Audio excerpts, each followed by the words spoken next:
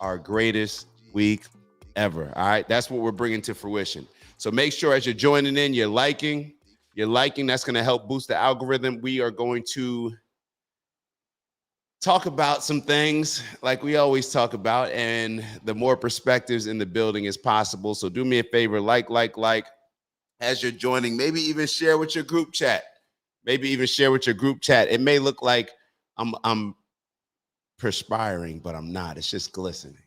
I'm just glistening. It's just good energy. It's just the Miami sun. That's what it does. As soon as you get here, that good humidity just hits you. Shout out to Critical Thinking. Good day. Good morning, good people from Motown Mojo. Being an asshole is easy. Be the person to extend grace to someone needing it instead. Whew. This is the second.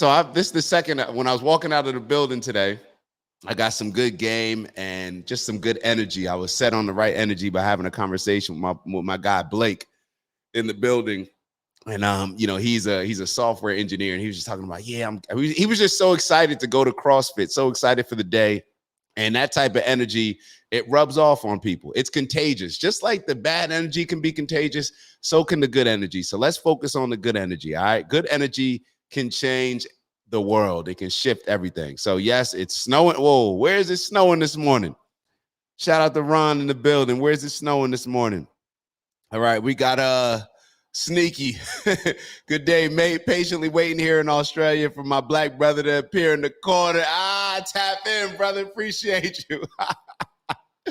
Yo, man, I love y'all, man. Shout out to Unk in the building. Grand Rising. Good morning, everyone. I'd like to say that this is the show that everyone talks about away from the water cooler. Please remember to like and subscribe. Thank you, thank you, thank you, and enjoy the show. Appreciate you, Unk. We got to get Unk back on, man. We got to get Unk back on. Hey, Unk, I owe you a text, or I know I owe you a call, actually. We'll tap in soon. Big bro Steve wrote, good morning, everyone. It's going to be an amazing day. It absolutely is. Shout out to Finn. Shout out to Finn. Morning, everyone, from a very wet, miserable UK. So, Finn, is it now? Like, so, yeah, when we think of the UK, it's almost like we think of maybe like a Seattle-ish type of weather. Is it very gray and going to rain for most of winter? Is it a lot of snow? Is it clear skies? What is it like out there? What is it like out there? And Unk putting all the flags in that he, Unk tapping in with everybody around the world. Let's see. Steph in the building. Shout out to Steph Rod in the building. Good morning. Good morning. Grand rising to all. Sneaky Nuts Road. Happy Monday, everyone. We are in the future here in Australia. You definitely are, man. We need to take a trip to Australia. Happy Tuesday morning, everyone. We in the future. Oh, I already read that. All right. We got OG Vons in the building. OG Vons in the building. Grand Rising, Vons. Yeah, it's basically Portland. Snow in northern Michigan, and love to see it. Yeah, snow. I'm cool with snow up until January. You know what I mean? Like, especially being in Jersey. Well, now I'm cool with snow whenever. It doesn't matter because I can always run to Miami. But it's snow in January, February, March. That's when, for me, I'm like, holidays are done. What's the point of all this? What is the point of all this? All right, so we're going to start off this show a little bit different than normal. All right, we're going to start off this show a little bit different than normal. I tried to get my books app open, but it doesn't look like it's going to open on my computer. So here's what I'll do. Oh, actually, it is opening. All right, so hold on. It's working now. Oh, did it just? All right, so if my books app doesn't work, so we're going to take the time today's show. We've been talking a lot about religion. The various religions, and I wanted to, hold on, let me see if I can, the Torah, Genesis 1. All right, so I wanted to actually open up with a reading. That's right. So I wanted to open up with a reading, and I'll share this with you guys, actually. Share this screen. Hold on. Because one of the things that always comes up is when it comes to the Bible, when it comes to a lot of these different scriptures, is the fact that, have you read it? And a lot of people who, whether you're Christian, whether you're Jewish, whether you're Muslim, a lot of people have never even read the scriptures that people are attaching their lives to. And a lot of people who criticize it and bring up certain questions have not read. So I think it's important for us to actually dive into some of this stuff. And for me, it's been very hard to just sit down and just read the Bible, just sit down and just read the entire thing. It's just been difficult. So I saw this app, and this app was saying like, hey, this will help you read a little bit every day. So I was like, you know what? Why don't we just start off the shows with different scriptural readings, and we can get through a lot of different books. So obviously this is going to take long, and this will probably pivot into something else that is just that. But in the beginning of today's show, we're just going to read a little bit from the scripture. So my book that I was reading from on my phone may be a little bit different than this. I know there's different versions of the Torah, the Hebrew Bible, the Old Testament, whatever it is that you prefer to call it. But we're just going to read just a few different lines. We're going to start the show off that way, and then we're going to get into the main topics of the conversation. So let me move all this stuff down. Like I said, we're not going to spend too much time on it, but I think it's just something that we can get through and just, dive through. And it really matter rather than having conversations about something that we don't have the full context, if we'll ever have the full context, if it's even possible to have the full context. So let's get started. And then we're going to get right into the regular show. In the beginning, can y'all say? In the beginning, God created the heaven and the earth. Now the earth was unformed and void, and darkness was upon the face of the deep. And the Spirit of God hovered over the face of the waters. And God said, "Let there be light." And there was light. And God saw the light, that it was good. And God divided the light from the darkness. And God called the light day, and the darkness he called night. And there was evening, and there was morning one day. And God said, "Let there be a firmament in the midst of the waters, and let it divide the waters from the waters." And God made the firmament and divided the waters which were under the firmament from the waters which were above the firmament, and it was so. And God called the firmament heaven, and there was evening, and there was morning, a second day. And God said, "Let the waters under the heaven be gathered together unto one place, and let the dry land appear," and it was so.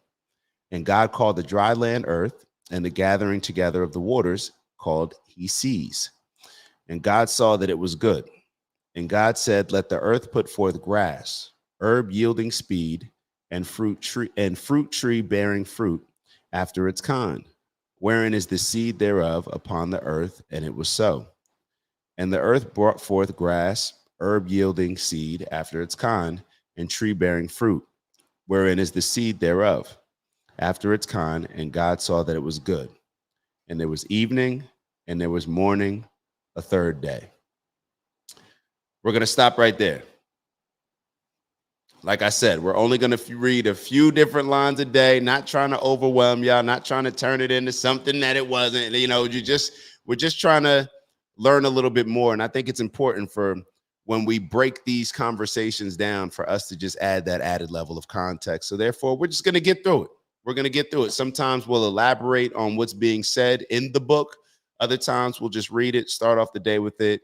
And even as I'm reading this, I think when we're reminded about the Bible is, to me, when I read it as a history book, when I read it as a book of fables, when I read it as from this perspective, and can kind of attach myself from reading it as an explanation for everything, I think I can better process it. So, but to each their own. But I think us gaining some more understanding, us being able to have these conversations it's going to hopefully free our minds in certain ways. And I don't want to elaborate on that too much because that'll go down a whole nother tangent that I don't want to go down today. But this is what we're going to be doing on some shows. May not do it every show, but we're going to be doing it on some shows because I want to read. If this is the most relevant book in the world ever in mankind, I want to dive into it with y'all. So in the beginning, God created the heaven and the earth. All right. So we'll start off with that today. And now we're going to get into the show. All right. Now, since we're talking about the Old Testament, it's only right for us to pick on Ben Shapiro. No, I'm joking. What are we going to start with today? All right. So actually, before we get into that, am I going to get into? Nah, actually, no. We're going to get right to the show. No more tangents. I might share something with y'all after the show, but we're going to go almost like rapid fire with a lot of this stuff. And then we'll have a longer video of Ben Shapiro having a conversation with Megyn Kelly about Nick Fuentes, about Tucker Carlson, and about cancel culture. So a lot of the things that we've been discussing have been centered upon people trying to cancel Nick Fuentes, people trying to cancel Tucker Carlson. We did a lot of reviews from the videos from the Jewish Republican Coalition. we're sitting here right now as American citizens, a lot of us, and all over the world, and the people that aren't American citizens are probably looking at America like, what is going on here? And I'm always actually interested in, because sometimes things will be presented to us, like, let's say Nigeria. We don't know what's really going on in Nigeria. We don't know what's really going on in Nigeria. We think, oh, because Donald Trump or whoever else, did a story on, well, there's Christians being killed. So now we're associating that with, oh, they're being killed because they're Christians. Now Donald Trump wants to jump in and save the day, right? Now he wants to intervene.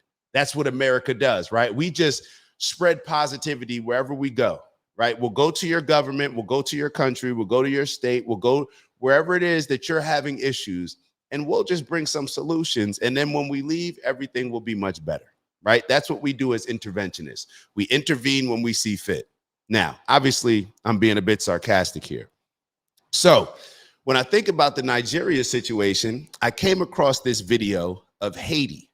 And I think it has a bit of relevance because, in my opinion, Donald Trump, I don't know why he's doing this when it comes to Nigeria. I don't know why he's doing it when it comes to Venezuela, Argentina. I'm not sure what the actual motive is. I'm not sure what the intent is.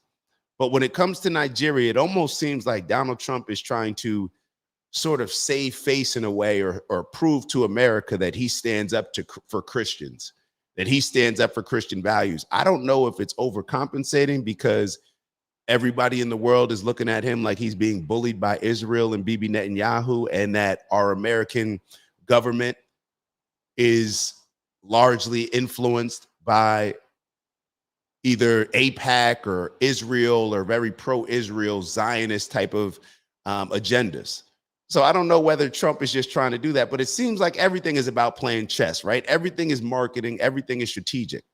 So I want us to take a look at this video of Matt Walsh talking about Haiti. And in the video, he's speaking on it as if he knows something about it, but just take a look at the video. Dak, just sometimes you got to just shut up and just let them look at the video for themselves. I got y'all. We need more of that. Beaches. Look at Haiti. What part of Haiti are you saying to yourself, we need more of that? Beaches. Well, we have more beaches than them too, right? Don't we? Right. We're a much bigger country. We don't want a marine invasion and occupation of the United States that constantly decapitates governments and takes the money out of the country and saddles us with we don't want the Clintons debt either. from a revolution. Yeah.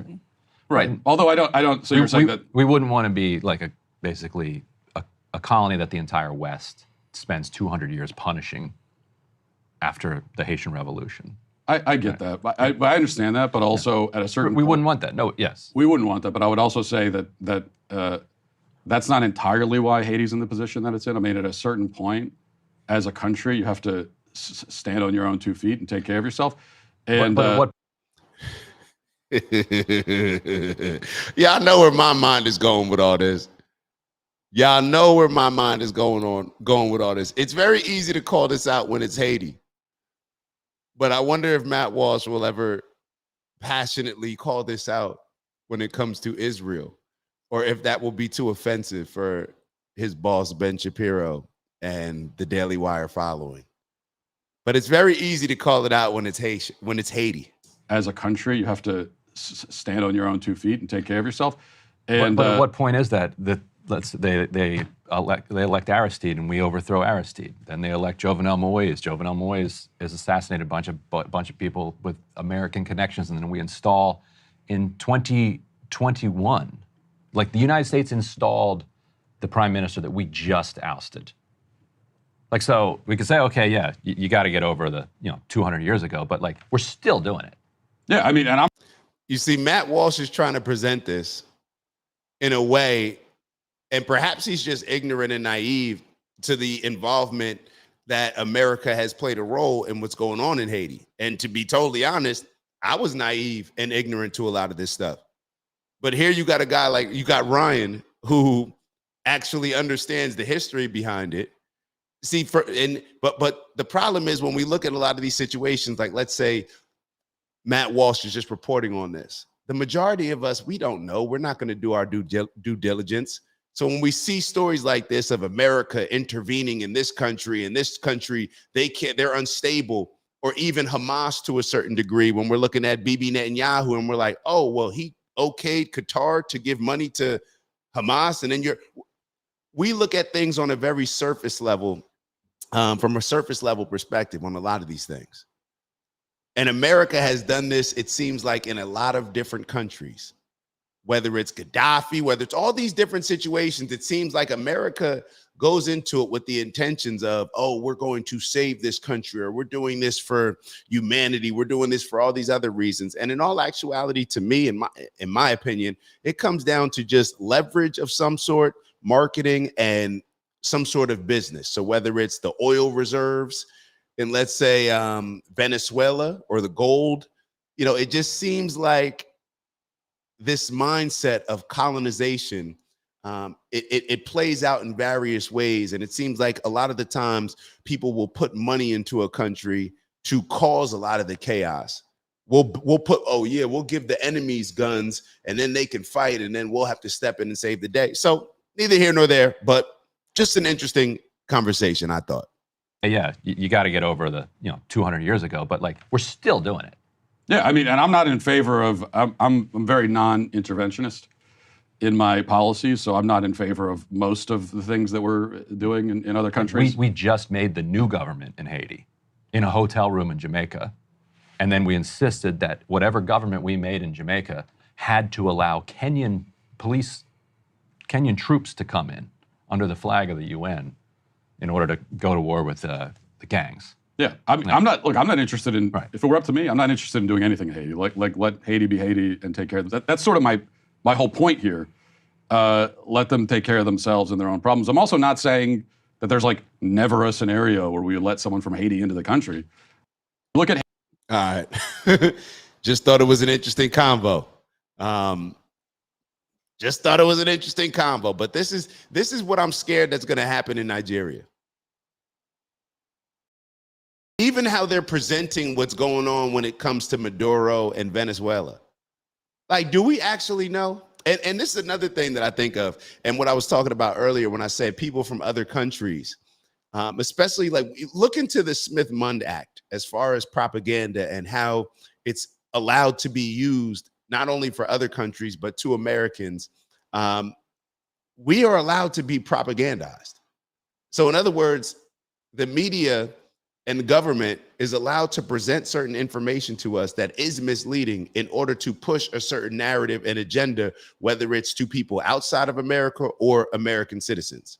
So when we look at it from that perspective, and we look at what's going on in Nigeria, or we look at what's going on in Venezuela, and they say, oh, they're bringing fentanyl here, they're doing all this, we don't know if that's true. Oh, that was a drug boat.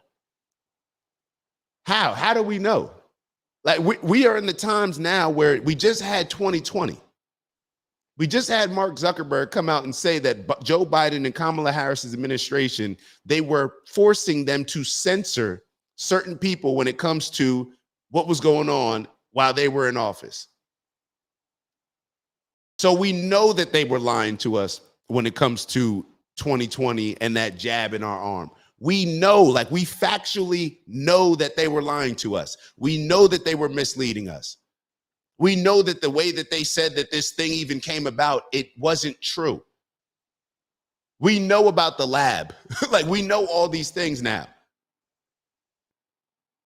So even when it comes to, I think about these things where it's like you have a situation where what's the famous thing now where they say queers for Palestine, right? They have the whole gays for Palestine or whatever, and everybody laughs at them because they're saying like, oh, well, they don't even know that they'll get thrown off of a roof if they're gay in Palestine.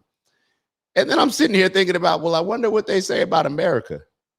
When they hear these stories, whether it's the LGBTQ community, whether they see what's going, when they saw what was happening with George Floyd, how it was presented to them, the cops are putting knees on necks just because people are black. The cops are killing people just because. Imagine how that plays throughout the rest of the world. Imagine how a Jussie Smollett situation plays throughout the world. Yo, this guy got beat up because he was gay and they had a noose and these people were trying to hang him and all this stuff. Imagine how this stuff plays throughout the world. Imagine when you see the guy that stabbed the lady on the train. Yo, they're killing white people on trains in America, like just because.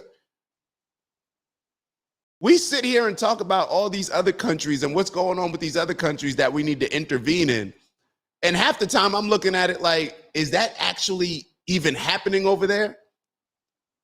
And then whenever you speak to somebody that's in that country, it's like, well, it's not necessarily that. It's a little bit different. It's more tribal than America's trying to make it, like in Nigeria when it comes to religion. All that. So who knows what's true? Who knows what's true? But I tell you what we do know is true is that over and over, we've been convinced, the American people have been convinced to get into a lot of these foreign wars where the American people are sending our young men and women off to get killed and whatever, to fight for whatever else that we think we're fighting for, right? What do we fight? Oh, okay. Oh, we're fighting for this. Okay, yeah, cool. Let's go over there. It's a reoccurring theme. Over and over, we get finessed. All of these things are about perspective, in my opinion. All of these things. But let's keep it going. Let's keep it going because I don't want to talk too much on this. I want to get into some of this. I want to get into this Ben Shapiro video. But before I get into that, I want y'all to take a quick look at Mark Levin and his response to a debate with Tucker Carlson. So for all those that are not aware, we've played Mark Levin on this show a lot, especially, you know, he's been screaming about Nick Fuentes and Tucker Carlson platforming Nick Fuentes as if he can't have a conversation. And this is what kills me. These people literally support genocide. They're supporting a genocide. But at the same time, as they support a genocide, they think that Tucker is the most evil person in the world number 2 evilest person in the world for interviewing the number 1 most evil person in the world, Nick Fuentes. You're sitting here in your neocon suit. You've been vouching for wars for years. You've been encouraging us to kill, kill, kill, and for American soldiers to put their lives at risk for what? And now you're so scared. Let me just play the actual video. Take a look at this. Take a look at this. Let me make sure that it's full screen. So this is Mark Levin sharing a private text exchange between him and Tucker Carlson because Turning Point USA invited Mark Levin and Tucker Carlson to debate. I don't know about y'all, but it's becoming clearer and clearer to me that Charlie Kirk was obviously pivoting. People can say what they want. And when I say he was pivoting, what I really mean is that he was thinking differently than what he was presenting himself to the world as. In his private conversations with his Turning Point USA team, with Candace Owens, with Dave Smith, with Tucker Carlson, in these conversations with these people, he was a different person than perhaps he had been, especially as the super pro-Zionist Charlie Kirk that all of us were used to seeing. Why would Turning Point USA bring Tucker Carlson on to debate Mark Levin?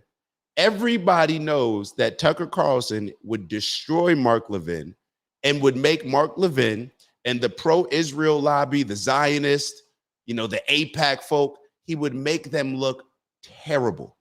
Tucker Carlson would continue to do what's already happening naturally in America, this shift away from us looking at Israel how we used to look at Israel. Us being pro-Israel to being more sympathetic and empathetic for the Palestinian cause rather than the Israelis. Mark Levin is scared to death, and so is whoever else is rocking with him because they know that would be a terrible thing. But listen to this conversation. I like Tucker, man. I like Tucker. But let's listen. I got a very strange text this morning from Tucker Carlson. 10:16 a.m. I'll read it to you for verbatim. Good morning, he writes to me. The leadership at Turning Point has asked me to debate you at their event in Scottsdale in December. I'm happy to do it, and I hope you'll agree as well. Beyond the personal insults, which I'll try to keep to a minimum, there are real and important ideological differences between us. And I think the country would benefit from an extended conversation about them. So again, I hope you'll accept. Let me know. Thanks. The guy is desperate. He's taken a hit on his podcast. He's fighting like hell for his career. He's fighting like hell for his reputation. People are awakening to what scum he actually is. And he thinks I'm going to platform him. He thinks I'm going to help him kick up his podcast ratings. Yo, this is truly delusional. Mark Levin is saying that he's going to platform Tucker. First and foremost, it wouldn't even be on your platform. And even if it was on your platform, it would still be Tucker platforming Mark Levin. This man is delusional. He's going on to Turning Point USA to debate Tucker Carlson, and he's saying that he's not going to platform Tucker. I'm not even going to legitimize Tucker Carlson by even debating. I'm just going to scream on my radio show or scream at the Jewish Republican Coalition event about how bad Nick Fuentes is, how bad Tucker Carlson is, but I'm too much of a coward to actually sit down and express and exchange or those ideas in person in front of the world to see. This man is delusional. Tucker's struggling podcast. This is the most that Mark Levin has ever been talked about to my knowledge. And it's based on him actually criticizing Tucker. So it's almost like one of these boxers. You ever see like a boxer where they challenge whoever's the champion and they say, yo, I want to fight the champ, or they keep talking about the champion. Then when the people actually put the fight together and say, all right, we got you a fight with the champ. I'm not going to fight him. He's a bad person. He's this, he's that. Yo, do you want to fight him or not? Like all that stuff that you were saying, you can actually say it right in front of him.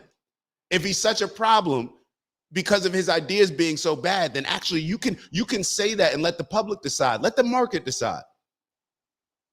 Cowardly, entitled, spoiled brat syndrome. He has it. Ben Shapiro has it. Josh Hammer has it. And a lot of others have it. What would Charlie say? What would Rush say? What would any rational response? Here it is. What would Charlie say? It's literally Turning Point USA who's bringing him on for the debate. And he's asking, what would Charlie say? Ben Shapiro, first off, and it came out that Ben Shapiro didn't even like Charlie Kirk like that, according to, and we may look at some of these videos, according to Candace Owens, and she actually brought the text messages to prove it. So all this for Charlie, or what would Charlie say? Knock it off, bro. Knock it off. Charlie Kirk, unfortunately, is no longer here. But you trying to use Charlie Kirk to justify you being scared to debate somebody, that's corny. That's corny. I wrote him the following. My family and I want nothing to do with you.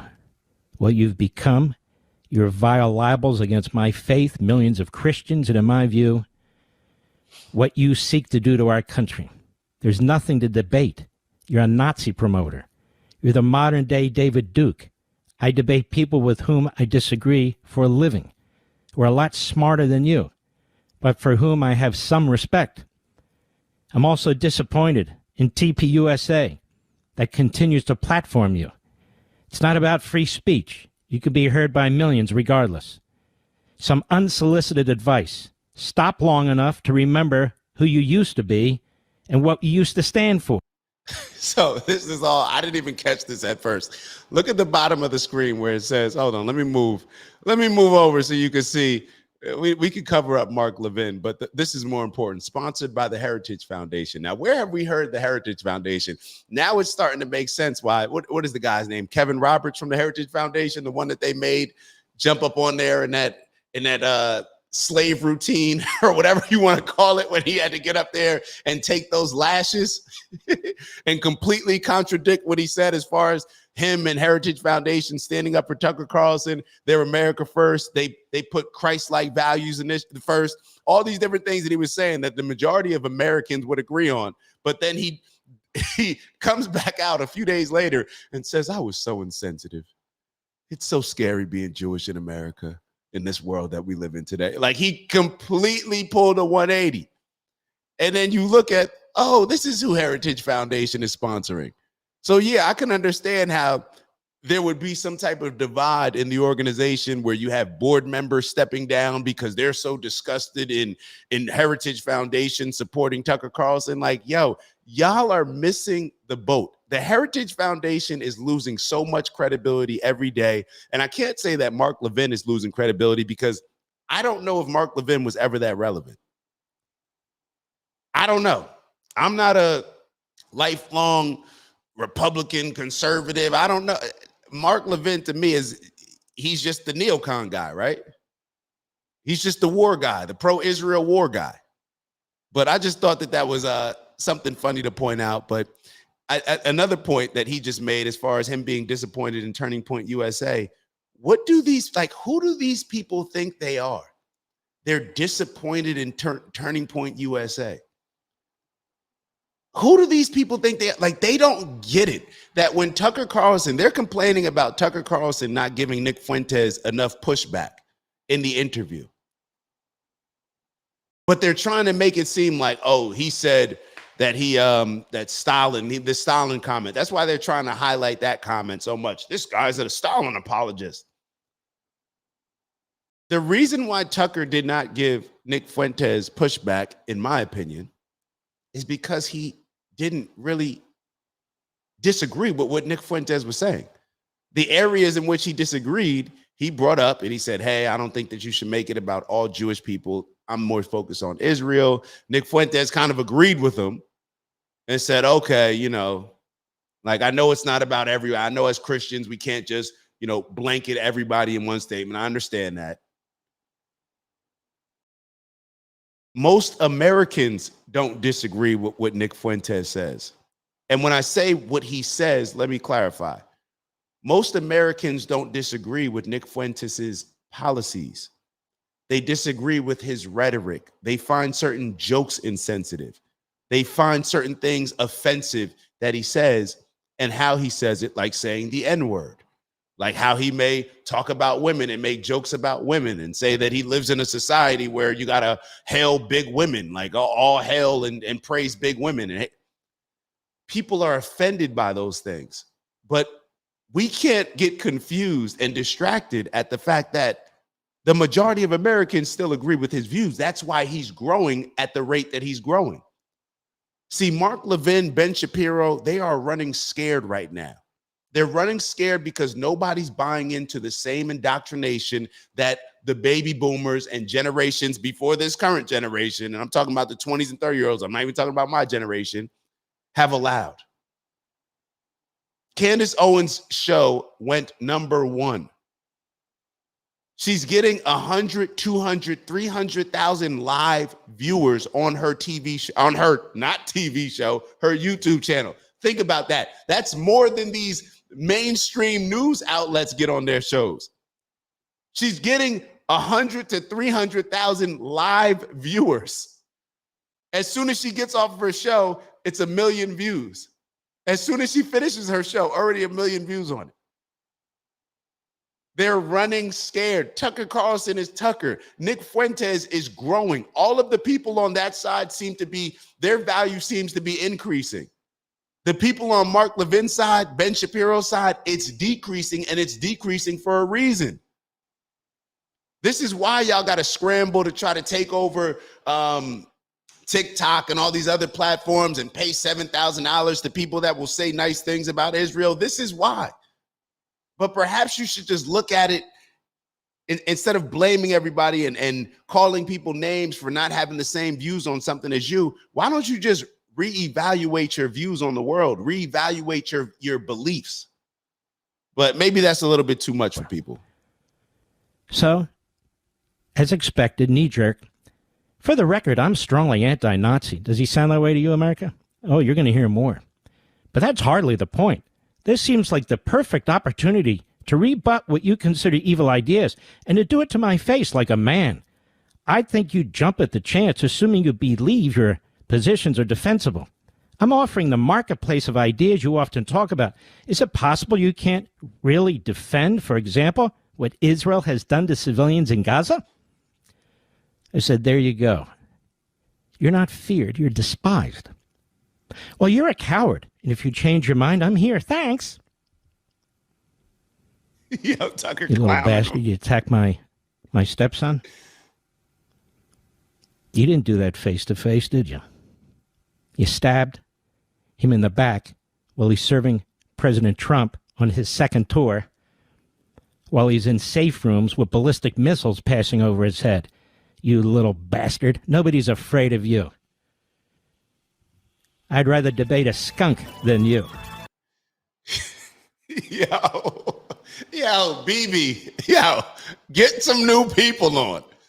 This is not working. Like, we need to come to the table and say, hey, Mark Levin, Ben Shapiro, Josh Hammer, Randy Fine, Lindsey, yo, maybe we should get some new people. You know, Azealia Banks and all these. Maybe we need to Floyd Mayweather. It's like Officer Tatum. We need some different people. We're going to ask those people to compete with the people that I said on the other side. Those people are supposed to compete with Nick Fuentes, Tucker Carlson, Dave Smith, Ian Carroll, Dan Bilzerian. I'm just going I'm talking about people that are willing to stand up against Israel. I'm telling you, they're losing. They're losing. They're losing. Like, let's keep going. Let's go on to Ben Shapiro. So this, as we get ready to get into the conversation with Ben Shapiro and Megyn Kelly, I just want to play this short clip very quickly of Ben Shapiro now wanting to push for cancellation. This is Mr. Facts over feelings. So Mr. Facts don't care about your feelings. He wants somebody to get canceled. That's what he thinks. Instead of, this makes zero sense to me. Ben Shapiro, you've been debating. We've known you as the debate guy, right? Now, even though you'll debate, a lot of younger people, it is what it is. Nick is younger. Nick, this should be very comfortable for you. Ben Shapiro is known as Mr. Debater, Mr. Facts don't care about your feelings. And he's so good in speaking about so many different things. He's so intelligent. He's a lawyer, all these things, right? Why don't you go argue your case? Why don't you go debate Nick Fuentes? Is there anybody else that's more qualified to debate Nick Fuentes than you, Ben Shapiro? The people are calling for it. Your people are probably calling for it. And the reasons why they're not calling for it is because they know that you're going to lose. They don't believe in you. So either you don't believe in yourself, and you know that if you got in front of Nick Fuentes, you would look very silly and perhaps make a lot of the people that give you money look very silly, or the people that are giving you money know that you'll make them look very silly. It's one or the other. If not, just shut up and debate. Stop crying, bro. We don't see the world the way that you see it. We look at it as a genocide that's going on between Israel and Palestine. We look at you as violating your God's commandments. You'd say all these things about Jesus, but then expect all these Christian Americans to go out there and fight your battles for you. Ben Shapiro, have y'all heard the things that he says about Jesus? Just a regular guy that led a revolt. Just a regular guy. He led a revolt and he got killed for it. That's literally what Ben Shapiro has said. But they call for Americans, which are predominantly Christian, especially the ones that are joining the army. He calls for them to go fight Israel's battles. So the American citizens are supposed to go fight Israel's battles, which is as Bibi Netanyahu always reminds us, is the world's only Jewish state.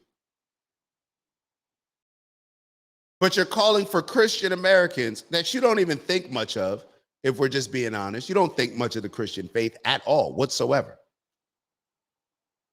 So they're supposed to fight and risk their lives, and you won't even fight in a debate. You won't even come out and debate somebody. Let's get it going. Let me press play. I think this idea that you're not allowed to have scorn for views that you believe are damaging or deeply immoral, like truly bad. Like, for example, not even arguments, just statements. Like, Nick Fuentes calling J.D. Vance's wife a jeet. Like, that's not an argument. or that or like, how are you supposed to respond to the argument that he has made, for example, that J.D. Vance is a fat gay race traitor who shouldn't be president of the United States because he's in an intermarriage? Am I allowed to respond to scorn? I feel like scorn is a pretty good response. Yes, you're allowed to respond to that. Perhaps you should respond to it in a way where Jonathan Greenblatt, the head of the ADL, didn't he say something as far as there's a problem with Jewish people marrying outside of the Jewish religion, race, ethnicity, whatever you're calling it today? So if the head of the ADL, Jewish American Jonathan Greenblatt, if he sees it as a problem with Jewish people marrying outside of Jewish people, not marrying Jewish people, why is that important? Why is that relevant? So if Nick Fuentes believes that America was founded on Christian values, and just like Ben Shapiro and a whole lot of other people are fear-mongering when it comes to the Muslims, right, with Mamdani and all this stuff, you guys are implying that religion plays a role in how people view the world, right? Now, I don't care about, I don't look at religion the same way that they look at religion. So I feel like I can have an opinion on this. Well, anybody can have an opinion on it. But you can argue that point. You can get in front of Nick Fuentes and say, why do you think that it's important for the perhaps future president of the United States, current vice president, to be married to somebody Christian, that has Christian values? Why do you think that's important? Why isn't that important? Why can't you have a conversation about that? To that, and that doesn't actually deserve a debate or a fulsome discussion. And that, in fact, treating that as though that is a rational idea is a disservice to rationality. But if you treat all forms of that response as cancellation, that's probably how you get to this math. I think this idea that you're not allowed to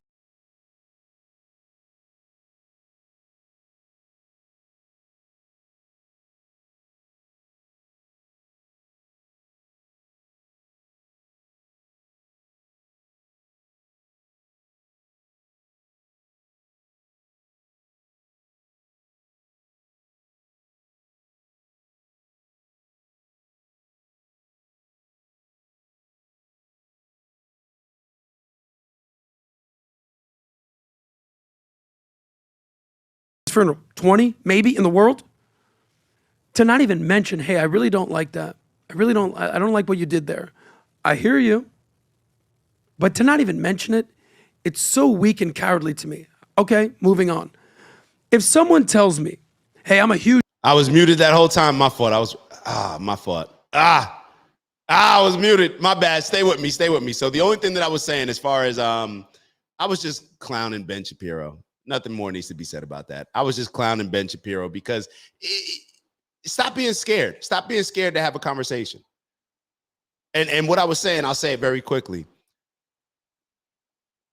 If it's Ben Shapiro acts as if he can't debate Nick Fuentes on a lot of these topics because they're so ridiculous. He said J.D. Vance doesn't have a Christian wife. Well, what's funny about that is Jonathan Greenblatt, who was the head of the ADL, he was the same person that came out talking about we, as if he's talking about Israel and Jewish people. I believe he said this, saying how it's a problem that Jewish people are marrying non-Jewish people. So if it's a problem that Jewish people are marrying non-Jewish people, I would assume that it's more of a cultural type of thing, right? It's a cultural thing as far as like, okay, we see these people based on their religion having different values, which is one of the reasons why Ben Shapiro and a lot of the pro-Israel Zionists are going crazy and having a shit fit over Zohran Mamdani, right? Oh my God, it's a Muslim. He's a radical jihadist. He's a Muslim. Yeah, they voted for him. It is what it is. Shut up. They voted for him. But the reason why they're complaining is because they're saying that different religions have different values. So if Nick Fuentes believes that it's a problem, in his opinion, for J.D. Vance to be married to somebody that's not Christian, and J.D. Vance gets on stage and says, yeah, I hope that she finds it in her heart to one day convert to Christianity, why can't you debate that, Ben Shapiro? Would you be okay with Israel? Let's say somebody in Israel having a Christian wife or a Christian husband? Somebody in an influential position in Israel? Why can't you debate these things? These people, they try to throw these things out there as if, oh, well, I'm not even going to give that the time of day. It's like, bro, you're just scared to fight. You're just scared to fight them. Like, let's just be totally honest. You're scared to sit down and fight in the arena that you've made a name for yourself at. You've bullied all these little kids, just like, no, and I got to say the same thing with Charlie Kirk, because Charlie Kirk didn't want to debate Nick Fuentes. Y'all find it I see y'all as very comfortable debating young college kids, these super emotional college kids with, not a true understanding on anything in the world. I think as we grow older, we realize this more and more. But you have no problem debating them and making them look silly, but you won't sit down with Nick Fuentes, somebody that you've been trying to cancel since he was 18 years old, Ben Shapiro. You've been trying to cancel Nick Fuentes since he was 18 years old. People, pay attention. Listen to this.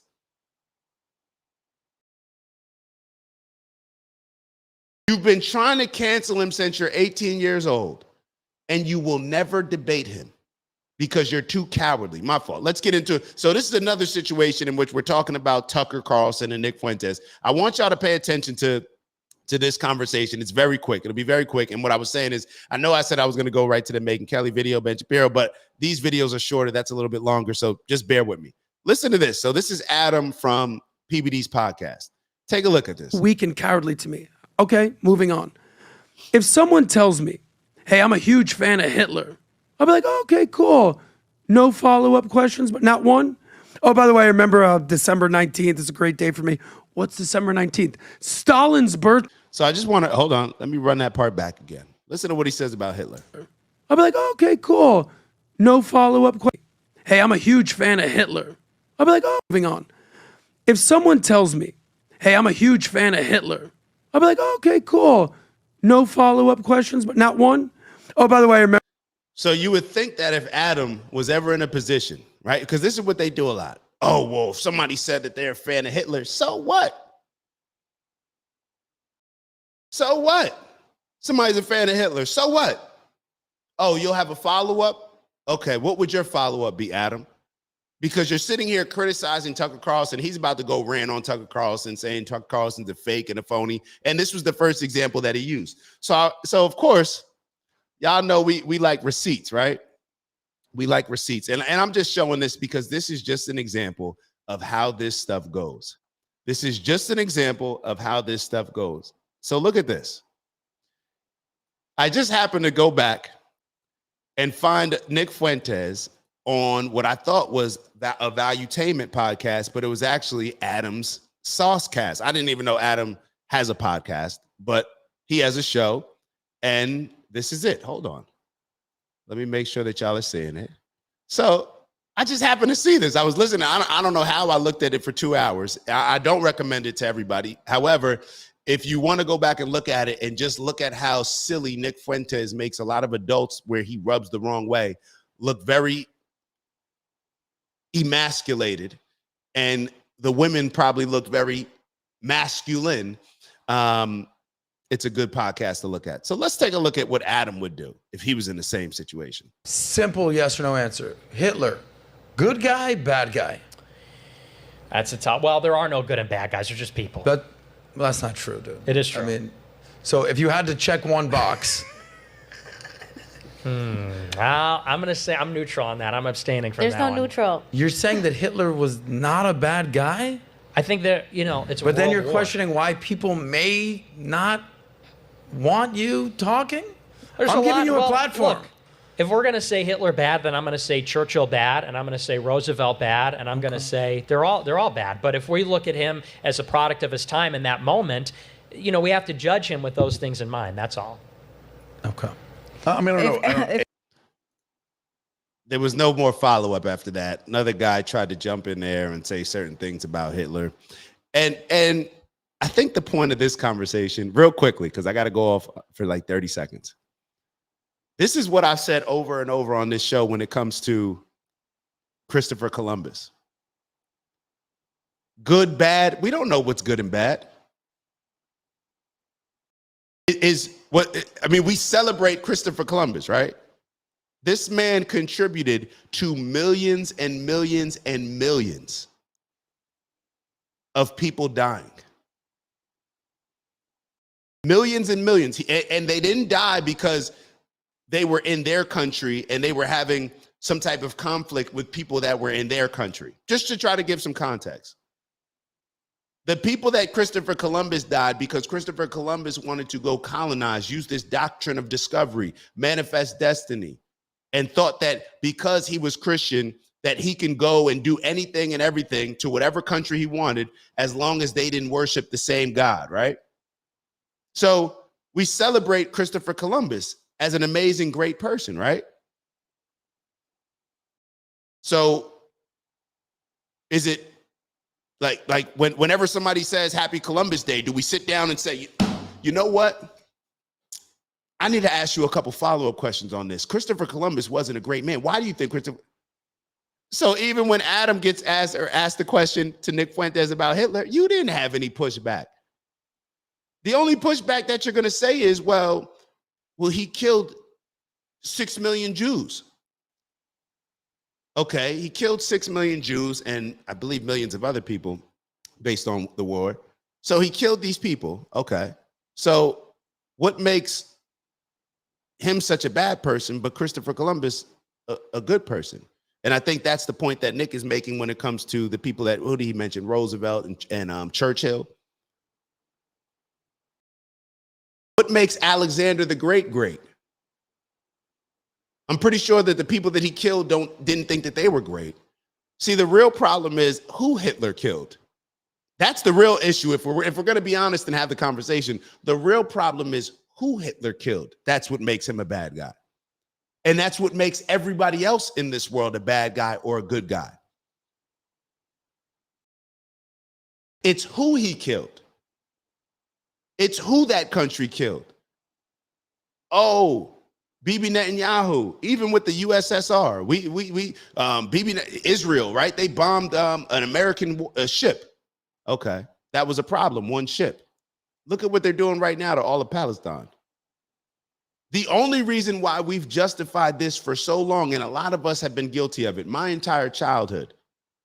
If you are a baby boomer and you've been growing up, you grew up since 1948, since Israel was established, we've been looking at Israel in a very favorable way and looking at them as the victims based on the people that they were going back and forth with. What largely determines in our history of this world who's good and who's bad, it's, well, what type of person did they kill? Okay, all right, well, that's cool. And it also brought us America, right? So our American government was paying citizens based on the amount of scalps that they would go get and collect by killing indigenous people. They would come back and get paid per scalp. Those are good people, right? Miss me with all that. Miss me with all the good, bad stuff. Miss me with all the good, bad stuff. Because it's only good or bad based on which side of the fence you're on. All right, so let's get into the actual conversation. So let's look at Ben Shapiro scolding Megyn Kelly. Let's look at Ben Shapiro scolding Megyn Kelly.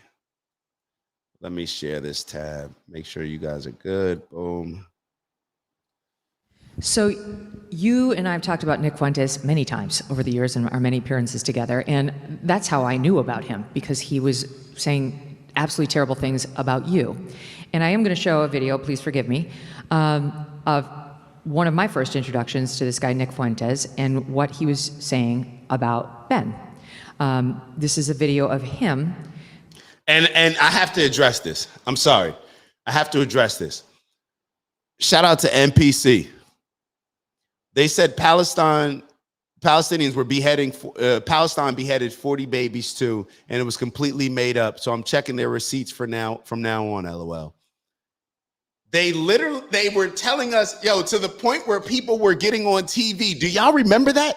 People were getting on TV saying that they saw videos and/or pictures of beheaded babies. And since then, to my understanding, all of that stuff has been proven to be not factual. And people will still run around and say it.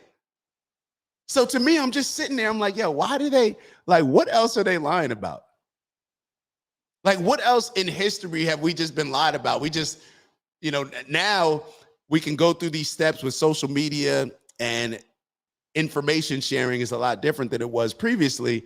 What else have they been lying about?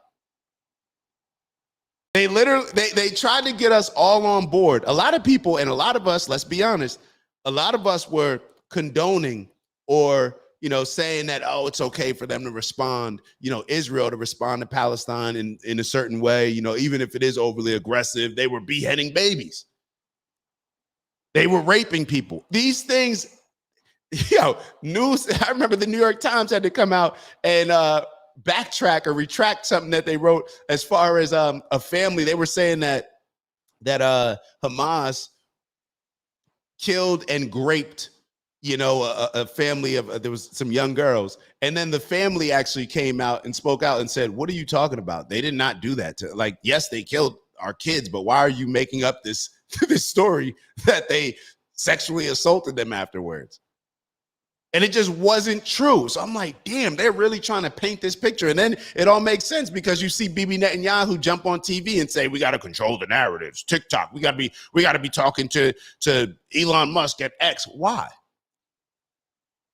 Too much truth ruining your narrative that you want to push? It's ridiculous. It's ridiculous. Yo, make sure y'all do me a favor. Like. We're going to get it up to 100. We will get it up to 100 before the rest of the show. All right, let's get into it. Showing himself playing Grand Theft Auto, video of Fuentes, and what of one of my first introductions to this guy, Nick Fuentes, and what he was saying about Ben. This is a video of him showing himself playing Grand Theft Auto, right, a video game where you shoot people, and he's pretending that this character in the video is Ben. Let's watch.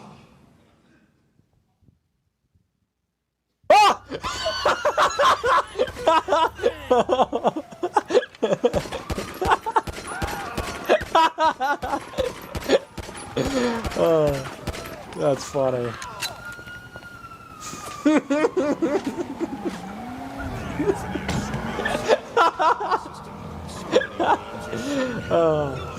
Oh, that's funny. Yeah, that makes me laugh and laugh. That's a funny one. What a chance encounter that was. I think I just saw Ben Shapiro. And it goes on. It goes on. I mean, Megyn Kelly, get over yourself. Megyn Kelly, get over yourself. You're showing a 7-year-old video of a 20-year-old playing a video game and making a joke about Ben Shapiro. And this is beside the fact that Ben Shapiro, even when Nick Fuentes was 20 years old, he had already been trying to cancel him, I believe, for at least a year or two. And he makes a joke about a video game. I was just watching Selling Sunset, one of my favorite shows.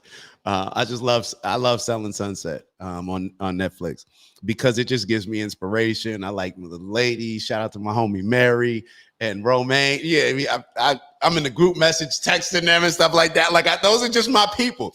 So I'm watching Selling Sunset, and Chriselle makes a joke saying that, oh, yeah, if it was the game of Clue, like hosting a dinner where somebody at the dinner kills somebody or something like that. The game Clue. And she's saying like, yeah, well, if it was a Clue theme, then I would definitely go because I would just kill this person. Like making a joke. Now, is it insensitive? Is it inappropriate? Is it offensive? Yes. But are we really trying to highlight to the world how bad of a person Nick Fuentes is by showing him live streaming a video game and referencing Ben Shapiro as somebody that he just ran over and said, like, is that really, like, is it bad? Okay. Yes. Okay. But don't you think you can show something a little bit more recent, perhaps something based on his policies, which makes him such a terrible person in your eyes? And the reason why they will never talk about his policies is because the majority of us agree on them from a policy standpoint. And even if we don't agree on the policies, we can understand the perspective and appreciate the perspective, in my opinion. You can understand, we may not like that somebody says America first, but you can understand how, hey, a country should prioritize that country before they get involved in other people's stuff, right? We can understand that just from that standpoint. So that's his main mission. That's the main thing that he's pushing. And what's so offensive to it is it threatens all of the pro-Israel, us aiding them in everything that they do. It threatens all that because Israel knows that the only way that they can survive as currently constructed, being a bully in that region, is with America's support. So when you have Nick Fuentes, when you have Tucker Carlson, when you have Charlie Kirk leaning a different way, that can be very, very dangerous to the livelihood of Israel. And we've talked about this over and over, how people behave when they are scared. Everybody else should be scared. When very powerful people become scared, everybody else should be scared. And that's when the tribalism becomes a situation. And that's when you will justify violating any of your principles, morals, values, or in this case, commandments, to commit a genocide on people that you tell the rest of the world are harmful to your life or are threatening to your life.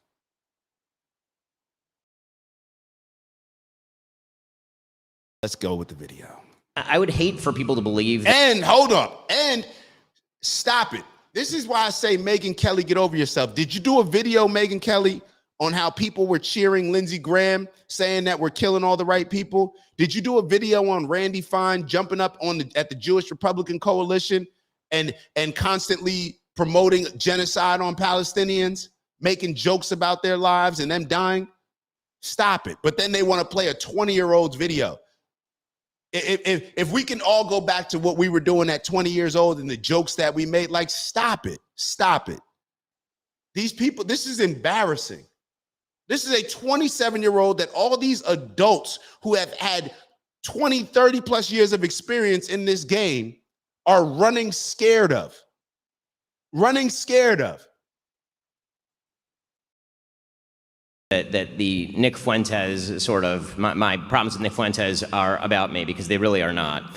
They are about the fact that Nick Fuentes is a truly horrifying person who believes truly horrifying things.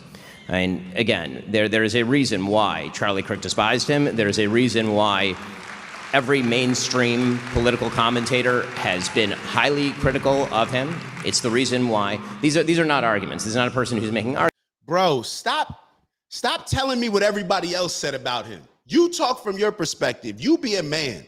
There's a reason why Charlie Kirk didn't like him. There's a reason why all of these other people didn't like him, so y'all shouldn't like him either. Weak. Arguments. He is a Hitler-loving troll, and I say that advisedly. He literally says on his show that he loves Adolf Hitler. Okay, so the reason this has come up in recent weeks is because Tucker, your guest last night, decided to have him on. You love Bibi Netanyahu.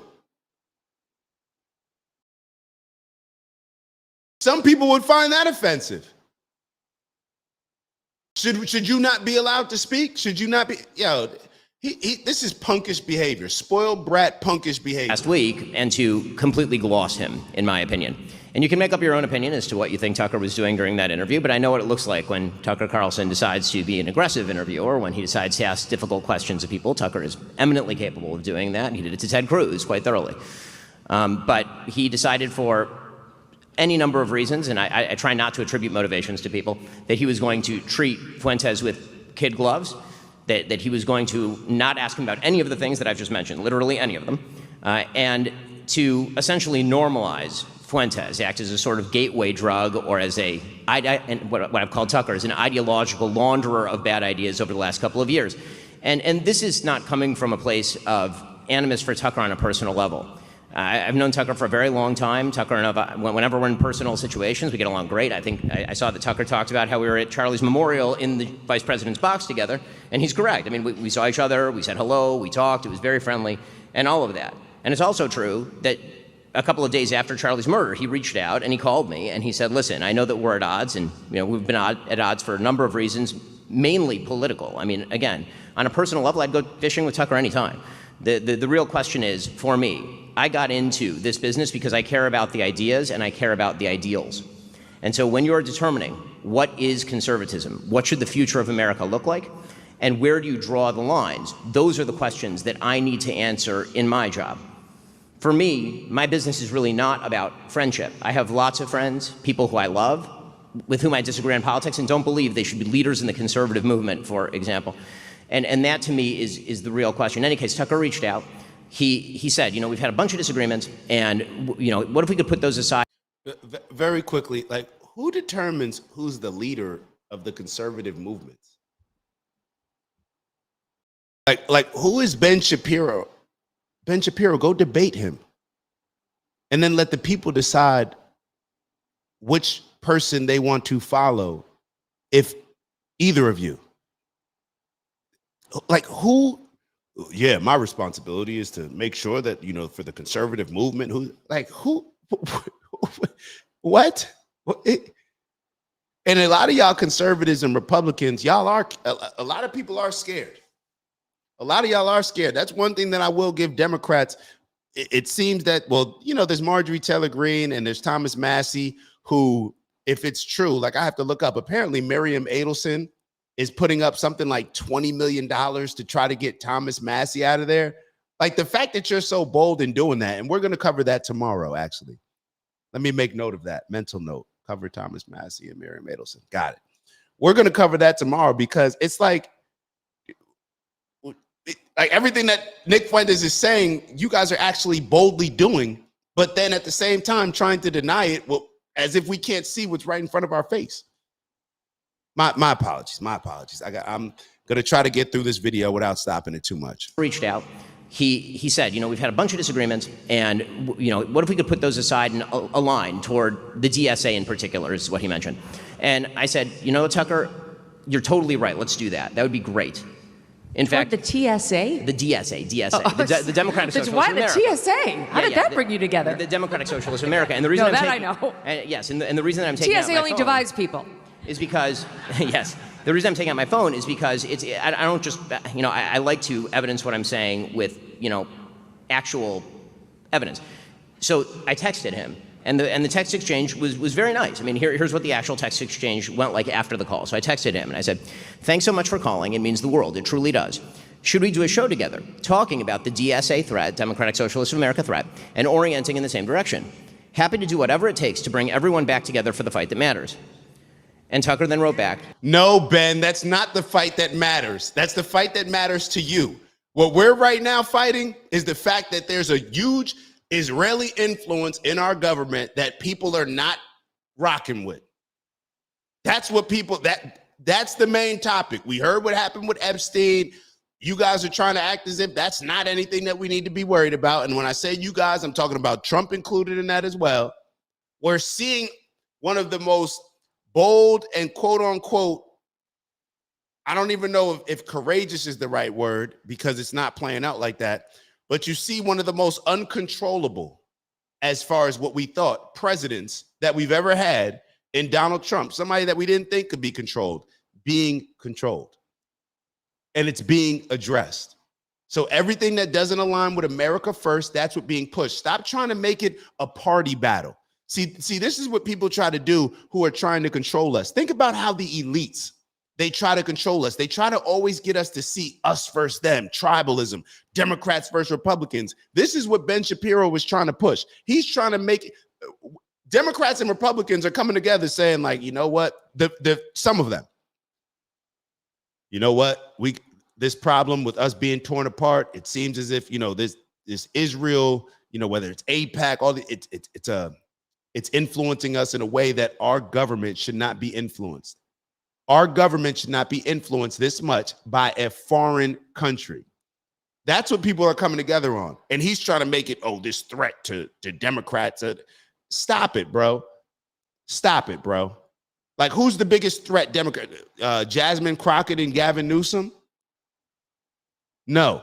The issue right now at hand are people who use America first to do the bidding of Israel and their Zionist agenda, and other people who actually say, hey, I'm America first, and whatever that means for me, I don't see it as us doing all these things for Israel first and foremost, and then getting involved in a lot of these affairs in other countries as well. Maybe I'm seeing it wrong, but that's how I'm seeing it. thanks, man, I appreciate it. I'm going to spend the next week or two thinking about how to be most effective. The country is clearly on the brink. I reached out repeatedly after that. Nothing happened.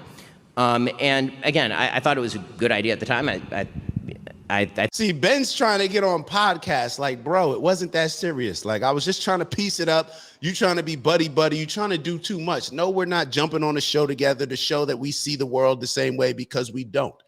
That's the reason why Tucker Carlson is giving you a pass and you don't even realize it. Because I don't think that Tucker Carlson is going to sit in front of Ben Shapiro and just allow Ben Shapiro to spew all of these things that he typically spews without challenging them, and without Ben Shapiro looking like a fool, and especially his connection with prioritizing Israel over America. So Tucker Carlson is actually doing you a favor, in my opinion. No, I don't want to sit down with you. I don't see the world the same way that you see it. I will never see the world the same way that you see it. think I felt differently after I saw what he did with Nick Fuentes, and after he proceeded, in my opinion, to spend the subsequent weeks doing literally nothing to fight the left. I say this with sadness, because Tucker used to be, I think, a deeply important part of the conservative push to win. The number of times that Tucker Carlson has mentioned Zoran Mamdani since October 5th on his show is once. And it was in the context of Marjorie Taylor Greene and Tucker Carlson talking about the appeal of Zoran Mamdani. Just by way of contrast, not because I'm a perfect representative here, but because you've talked about Zoran Mamdani a lot. A lot of us have. Since October 5th, I did 17 separate shows on Zoran Mamdani, including 4 in the last week before the election.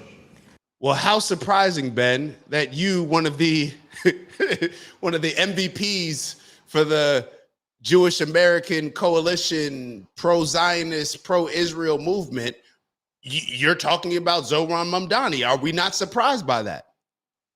See, and this is just going to show you, you want the rest of the world to be talking about Zoran Mamdani because you want what's important to you to be important to everybody else. Meanwhile, we're sitting back like, hey, bro, like, stop trying to get us to make this a battle against Muslims. Stop trying to get us to take our attention from what's at hand. The last time I checked, Muslims are not in our government with AIPAC influencing all of our government officials to do their bidding. The last time I checked. So you can try to throw out all these different threats. You can try to do all these different things that you want. But in my opinion, it's not coming across the way that you think it's landing. It's just not. Okay, because when you're orienting against the left, you really should orient against the left. Okay, so a lot in there. I think, just to be clear, so the breakdown from the detente after Charlie was him interviewing Fuentes. Was that the next thing that happened that led to the blow up? I mean, yes. I mean, okay. I had not spoken a word. There so it were wasn't things that he attacked you, or you had something? No, I don't care about people attacking me, and I don't think Tucker cares about people attacking him. I mean, again, we're professionals. We're in a business where people comment on what we say publicly. Again, this is why I think you and I differ on our angle with regard to, for example, Candace Owens. I think that what Candace Owens is doing right now is evil. It is evil what she is doing right now. Okay, and I say that again. But what? Because I didn't opine on whether it's evil or not, but my position is it's really none of my business. And why is it? But I have a question. Why is it none of your business? I mean, you comment on these things for a living. I'm not mother of the internet. No, but if this were on the left and somebody were accusing Charlie Kirk of his wife having murdered him, I assume that you would be talking about it. Is that what Candace is accusing Erica of? Yes. Of murdering her own husband? She's accusing. Yo, I got to run that back because this should be a bit scary. I'm going to be honest. We should be a little bit taken back by this. This should make us nervous. When Ben Shapiro is so fearful, not for his life. He's not fearful for his life. He may be as well. That's why he got all that security. But he's fearful that America's shifting. He's fearful of Israel's existence. See, the majority of us in our day-to-day lives, we're not going through life thinking about, well, my direct impact can determine whether or not my country is going to have an existence. That's what Ben Shapiro, Mark Levin, Josh Hammer, and a lot of these other people, that's their mindset. And they may be right. They may be right.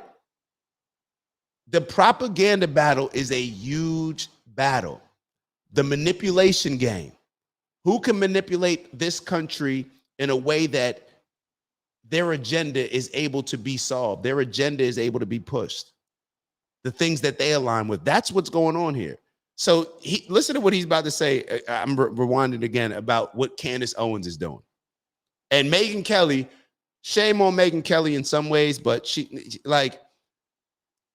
tries to act like, well, I don't consume that material, so I don't know. She took it out. She took it out rather than saying, just calling BS on it, bro. She didn't say that. Matter of fact, Candace has made it very clear over and over that there's only one or two people, I think she said one or two people, that can get her to stop talking about Charlie Kirk. And one of them was Erica Kirk. And she may have just said one person, and it's Erica Kirk.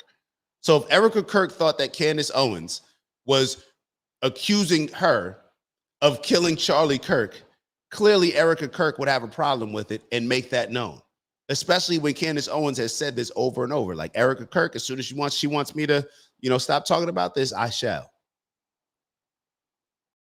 So why is he making this up?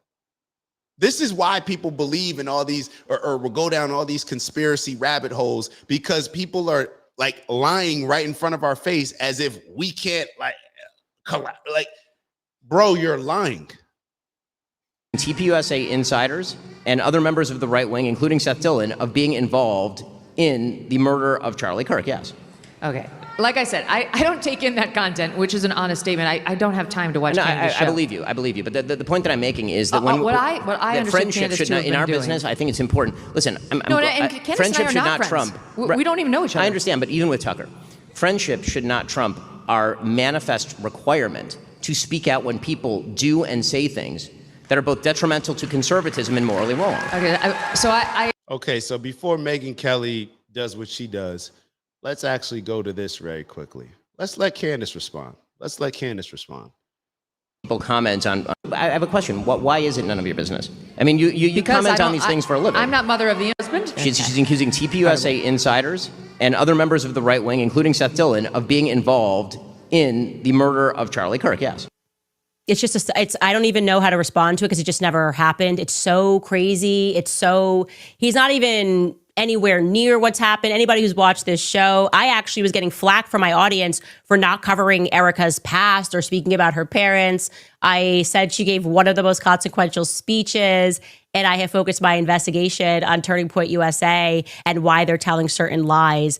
Seth Dillon, I told the truth that Seth Dillon lied about the Hamptons meeting and that he was pressuring Charlie about the topic of Israel. I never once accused Seth Dillon of murdering Charlie Kirk.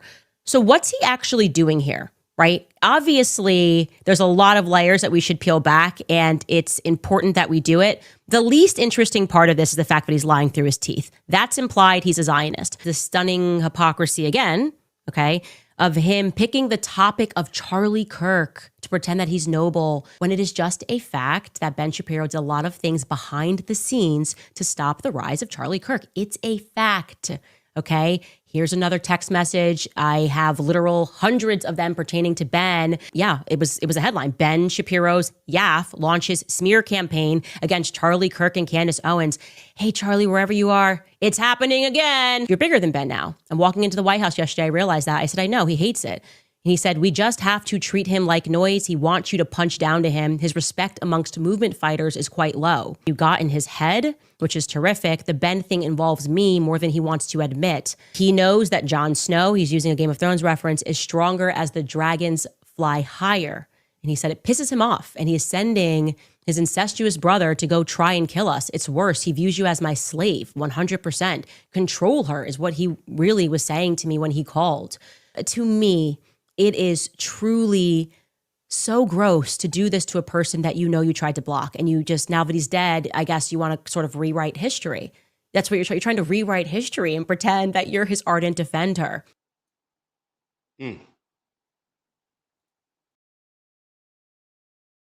Interesting. Let's keep going. I don't totally disagree, but I think the way of handling that, at least for me, is much different. So I saw things go south between you and Tucker, at least from my vantage point, when you disagreed on Israel. That was obvious. And Well- he was, well, let me just make my point. Sure. And so he was saying things that were critical of Israel and our policy towards Israel. And then you did one show where you did what I thought you should have done if you disagreed with him, which clearly you did, which is say what you believe and what you think is factual and like educate your audience on what you think are the real facts and give them the evidence for it. But you named him and it felt like an attack. And that to me was the beginning of the end, where he was like, now it's on. Because he felt personally attacked by you, as opposed to just challenging his idea. I think you named him and you kind of diminished him. And, you know, he's an 800-pound gorilla, and if you mess with a gorilla, he's going to fight. And to me, that's where it started to go south. And because I remember that day being like, oh, shit. Well, I don't want to see this. But here's the thing. I would urge everybody to go back and listen to the show that you're referring to, where I criticized Tucker's ideas, not Tucker as a person. Tucker then responded by claiming that I do not love America. That is a direct quote. That I do not love America because I was spending too much time covering the October 7th attacks, and then proceeded in January to then say that I wanted his children to die in a foreign war. Okay, so But those are different. That's a rhetorical no, it is point. not. I'm sorry, it's not. An attack on motivation is a very different thing from an attack on an idea. Megan, God, like Megan, what are you? Yes, Ben, you want us, you're inciting violence, which is going to incite war and possibly have us have to come to your aid like we fought your battles in the past. Megyn Kelly, how long have you been in this industry? Bring up the fact that Bibi Netanyahu did just that. Came to Congress, he was trying to propagandize us with telling the American people and bullying our government officials into getting into a war with Iraq, right? Saying they got weapons of mass destruction. We talk about this over and over. Like, what do you think happens when you bomb a country? That usually leads to some type of war. Now, that response may come right then and there, or it may come afterwards. And this is why they try to outlaw that letter that Osama bin Laden wrote. This is why once they put it out there, they tried to ban it. Because in the letter, it's very clear what Osama bin Laden's saying, and what a lot of people are sitting back saying, like, oh, this is why they did this. One of the reasons that he mentions, because we keep allowing Israel, we keep supporting Israel in the things that, in the terror that they're committing throughout the region. So how obnoxious and how arrogant and entitled do we think that we are for us to support all this terror throughout the world or in that particular region, and to think that that's not going to one day show up at our doorsteps? Is that realistic? That's what Tucker Carlson is saying, with him and a lot of the other neoconservatives like Mark Levin and all these other people that are promoting turning Gaza into a parking lot like Officer Tatum, that are trying to tell us we need to bomb Iran. They got nuclear weapons. Well, Israel does too. And they keep theirs a secret. So why don't we have that same energy towards making sure what Israel has that we do when we want to destroy Iran's? Because Iran doesn't have nuclear weapons. We wanted to bomb them because, oh, they're the threat, they're building them. They can be, Tulsi Gabbard, or didn't Tulsi Gabbard come out and say that they're like 10 years away or something like that? I'm just throwing the 10-year number out there, but it was a significant amount of years down. And then that's when Trump came back and responded and said she doesn't know what she's talking about in order to justify bombing Iran. Like this. Well, no, it is not. I'm sorry, it's not. An attack on motivation is a very different thing from an attack on an idea. His point was that you were sounding like a neocon, and he's upset with anybody who wants us to get too involved in Israel's conflict because he feels it endangers American children. Okay, the idea that, number one, the idea that I want the United States to be directly involved in Israel's conflict is not true. No, I know that, Ben. I've been urging Israel to get off of American aid for literally as long as I have been active in politics. But I'm making two totally different things. He's saying I've been urging Israel to get off of America, funding their whatever since he's been in politics. Yeah, but that's totally different, because that if Israel's an ally of us, and if Israel gets into these wars, and if they can drag America into these wars, that obviously we're going to be sending our American soldiers. Like, he tries to use that as a scapegoat. Oh, well, yeah, I've been saying that Israel's doing well. They don't need American funding. Like, Ben Shapiro thinks he's slick. He always thinks that he's the smartest person in the room, and it makes him very dumb in a lot of ways. You're so smart, it's almost like you think that the things that you're saying are landing, that people are actually taking heed to what you're saying, and instead we're just seeing through the BS. That is what not his point was. But my point is that that's not his point. And again, none of this. So we disagree. We disagree on the interpretation of what Tucker has been doing for the past 2 years, and it's very difficult for me to believe that Tucker is merely anti-Israel when, for example, today in his newsletter, I mean, I can directly quote it if you'd like. In his newsletter today, he claimed that Zoran Mamdani is not anti-Semitic. This was his newsletter today, this morning. I mean, I'm happy to read the text. It's pretty. Yo, what like what? And hold up, man. Hold up. Let me holler at my man Jack Stove real quick. Yo, OG, can I get an N-word pass? Bro, I don't give out the N-word passes. I don't police, like I'm not the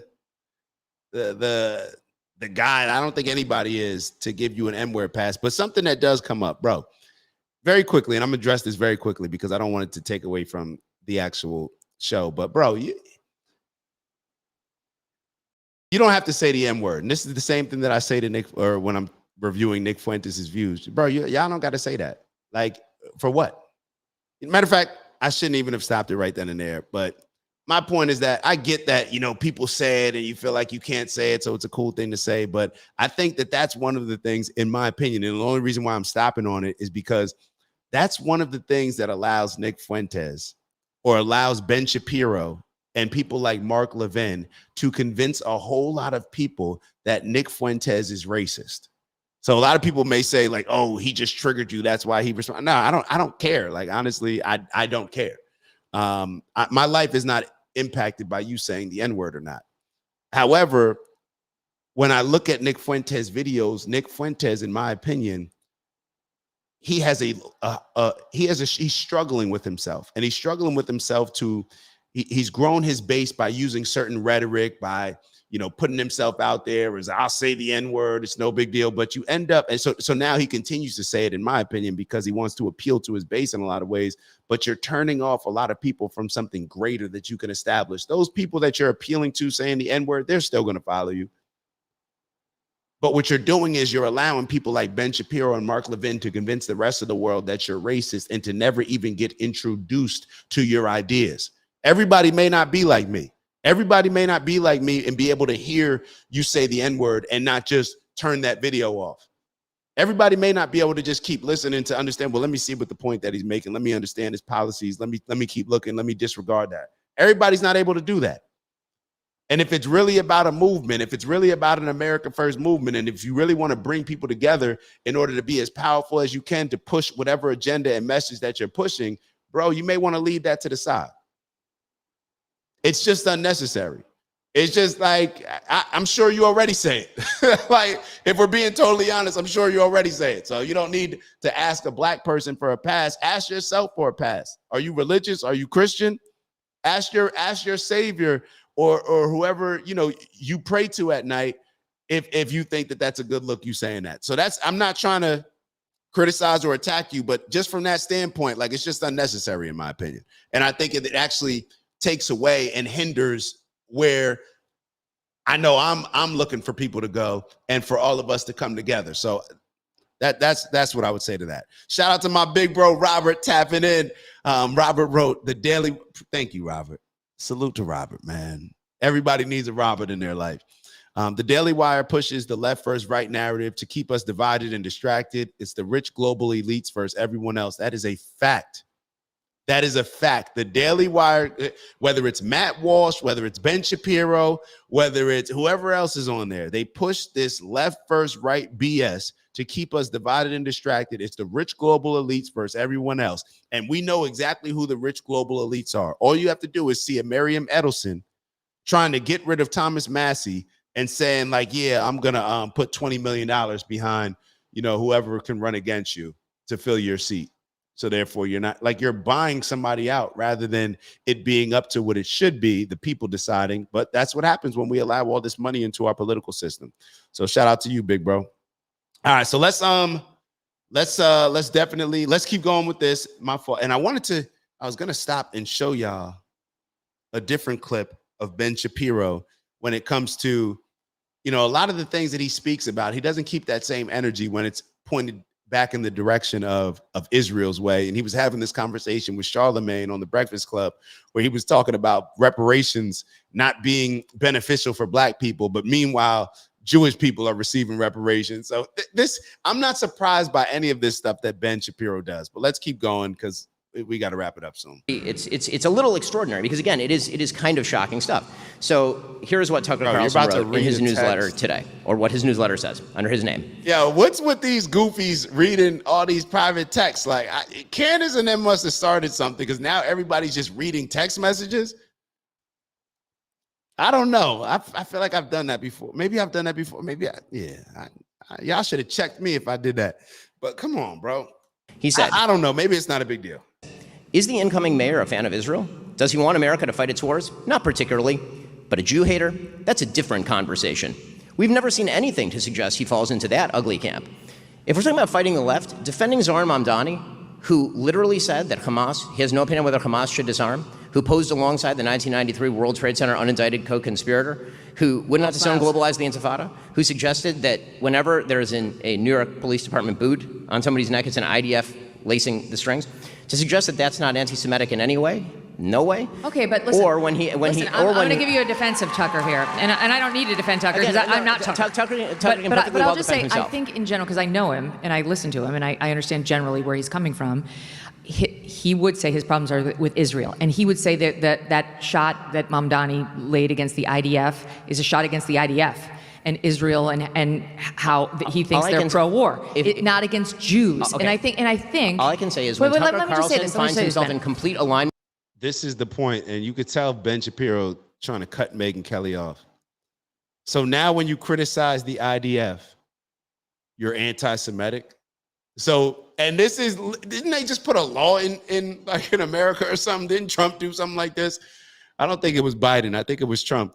Where you criticize Israel, now you're anti-Semitic? Like, is that what Ben Shapiro was trying to express?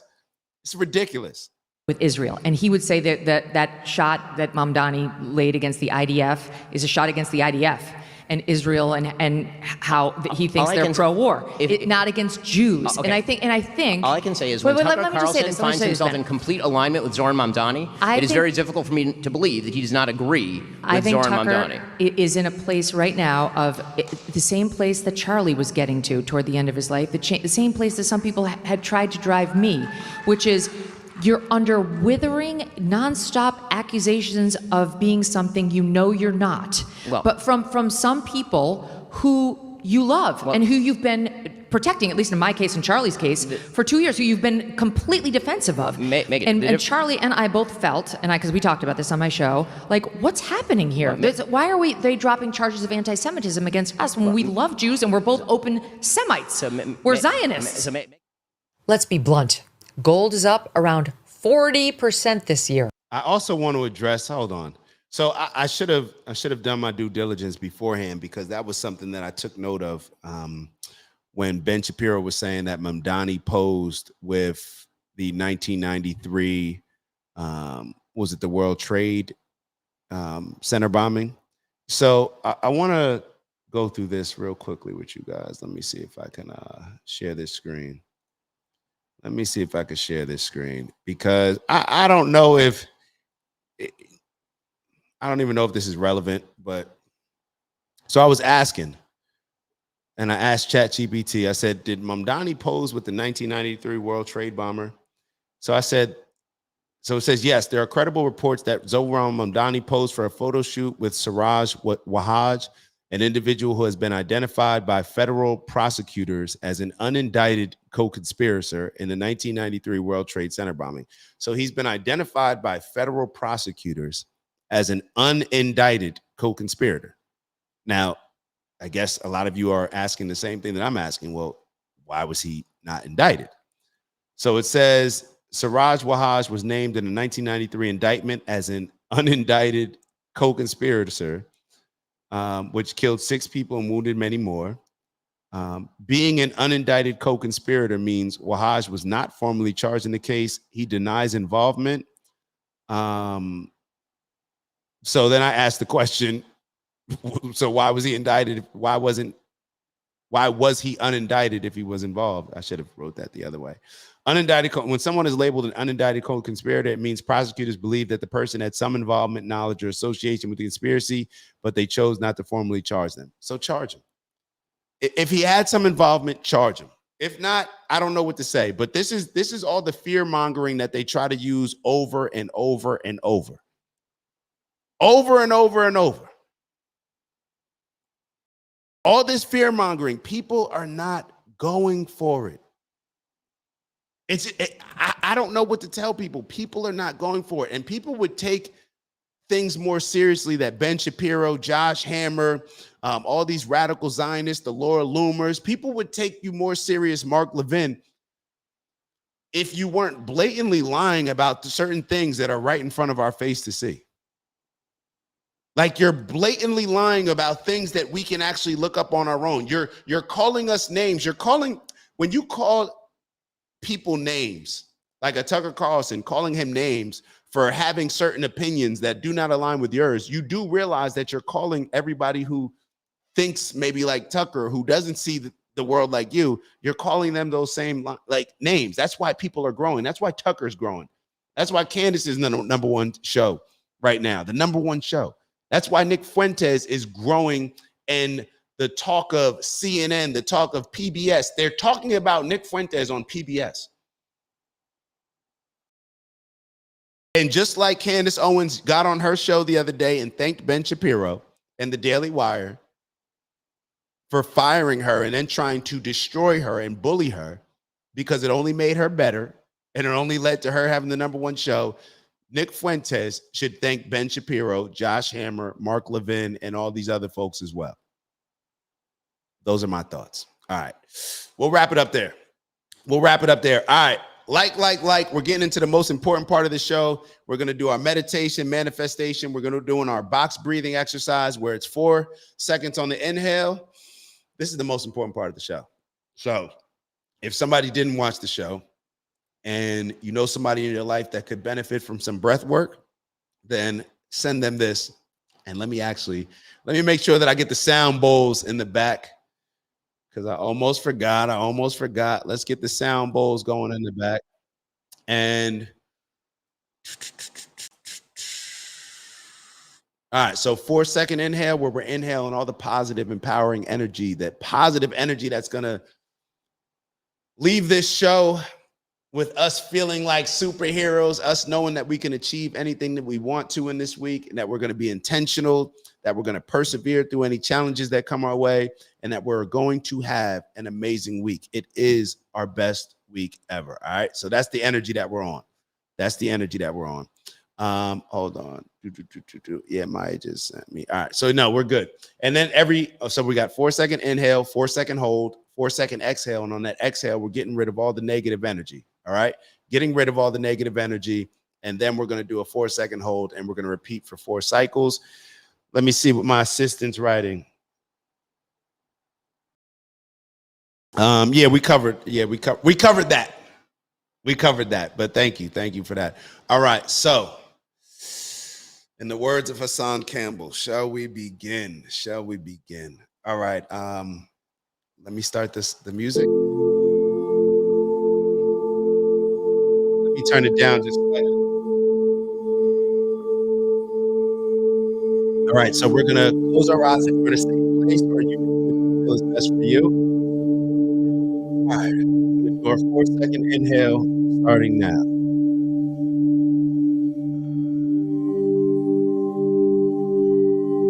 Hold. Exhale.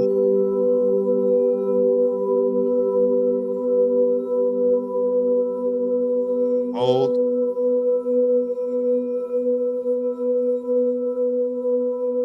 Inhale.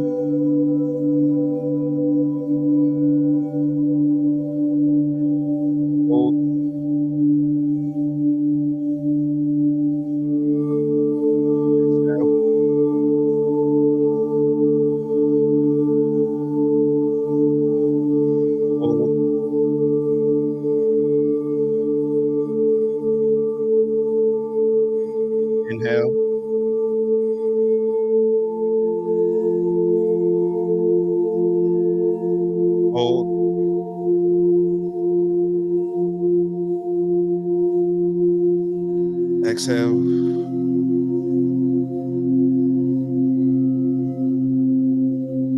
Hold.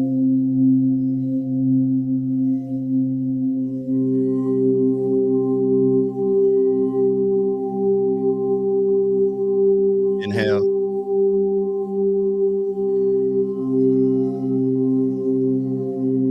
Hold.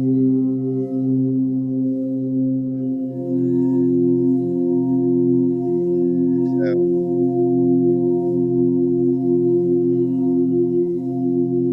Hold.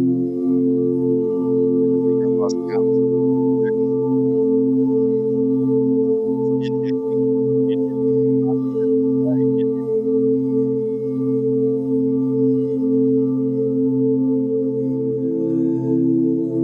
Exhale.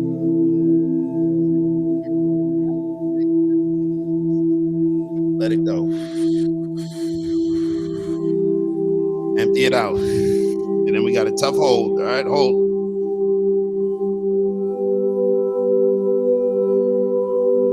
All right. All right. I'm amped that y'all decided to stay with that. That's dope. That's dope.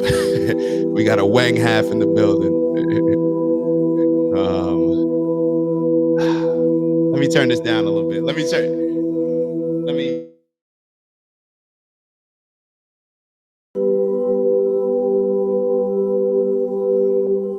elevate on purpose, both from an intentional standpoint, raising our standards to become the best leaders we can become that are needed now more than ever. All right. And do me a favor.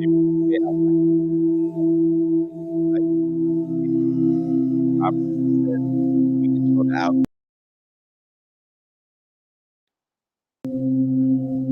Y'all see they just try to turn me off? Hold up. They try to just kick me out. As I was saying, make sure to like, subscribe, turn notifications on.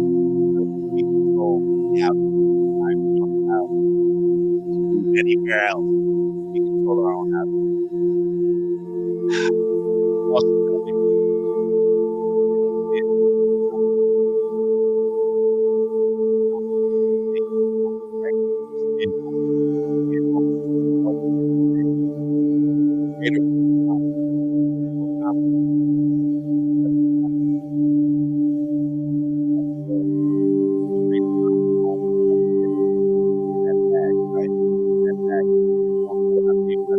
Hey, what am I talking about, team? I'm talking about all the things that align with the goals that we want to achieve, align with being on a proper trajectory, an efficient trajectory to make sure that as we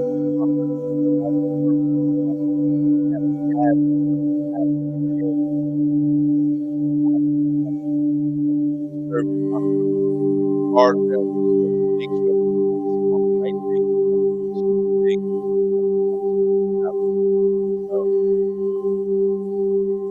yeah, and that's what's gonna ultimately our personal measure, like that impact that we're gonna make in the world. So for a lot of us, maybe we should ask ourselves, what's our purpose? And what's the impact that we want to make in the world? Maybe back into it, what's the problem that I want to solve? What's the problem that I want to help? So the things that I focus on in my bag, happiness. All right. Maya said my sound is really weird, so I'm gonna turn the sound bowls off. But y'all know what? Oh, can y'all hear me now? Y'all can hear me now? Can you hear me now? I think it's good now. But long story short, we're not gonna let that mess up the rest of the show. It cut me off. It's all good. The point that I'm trying to make is get to that bag, pick the things that you want to focus on throughout the week, throughout the day, throughout the hours, throughout the month. That's going to determine our impact that we like to call our personal legend. So the things that I like to focus on, making sure that I'm locked in, peace, love, happiness, health, wealth, and in everything we do, integrity. All right. So, oh yeah, I almost forgot. Got to add balance in there. So on that note, I appreciate y'all. Do me a favor. Hit me with a like on your way out, man. Y'all are dope. Y'all are appreciated more than you'll ever know. You really are. You're appreciated more than you'll ever know. Let's see if we got some wise words from my big homies. Unc wrote, always remember some knowledge is not good for everyone. What all of man must have knowledge, and one must always be willing to pass on all knowledge. That's a fact, Unc. That is a fact. Let's see what we have got. We got stand on business and remember the Alamo. Remember the Alamo. Even if we're outnumbered, even if the odds are not in our favor, even if people are forcing us that we know that we're finna take a L, it doesn't matter. Stand on business. Remember the Alamo, because the L's that we may think that we're taking, that may give somebody else the inspiration and motivation and most importantly, courage to stand up and fight for whatever it is that they're fighting for. All right. Sometimes you got to go down swinging. All right. Now I'm not applying that. Apply that to life. Apply that to your goals. Apply that to all the things when you get challenged by something. Well, I don't know if I should, go after this because, the likelihood of me actually achieving it are unlikely. Forget all that. If I go down, I'm going down swinging. It is what it is. And at least I'll set the tone for the next person that comes along to make sure that they got the courage to go do the same thing, because this is what we do. All right. We don't determine what we do based on what we're just likely to be successful at. All right. Take a swing. And for those that just want to, go the safe route, you do you, but that's not what we're here to do. All right. So I'm glad that you wrote that, Finn. Got me amped up, got me back amped up. I was mellow because of the breath work, but now I'm back ready. Steve wrote, let your light so shine before others. Matthew 5:16, let's make it the best week ever. Let your light shine. Don't let anybody dim your light. All right. And appreciate other people's light as well. All right. We got to encourage others, and y'all know what we do, man. So I didn't see. Hold on. We got somebody. Hold on. Y'all are so dope, man. I see a fire emoji there. So we finish off every show with a fire emoji. Appreciate all y'all. Appreciate y'all for continuing to tap in. Strength and honor, Finn. One love, everyone. Yo, we're in this together, man. Let's act like it. I'll see y'all tomorrow at 8 a.m. Ooh.